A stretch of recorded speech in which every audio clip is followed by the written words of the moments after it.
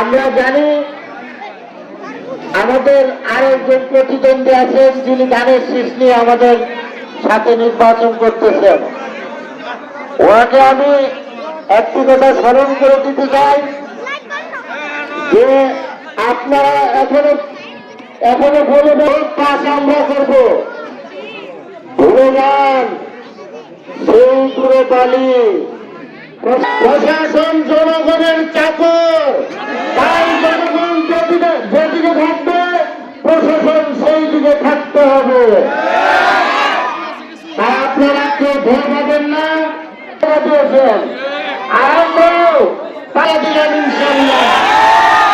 আমি আর বেশি কিছু না বলে আপনাদের সুস্বাস্থ্য কামনা করে আমার কথা শেষ করছি। আসসালামু আলাইকুম। বেশি কিছু বলবো না, শুধু এইটুকু, এই কয়েকটা দিন আপনাদেরকে একটু আমাদের ভোট, আমাদের সন্তান জননেতা লুৎফর রহমানের ভোট বাড়িয়ে দিব না।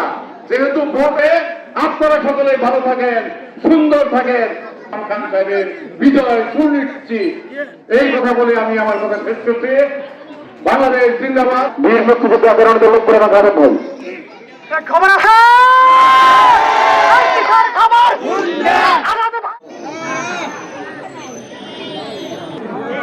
কিছু কষ্ট করতে হবে।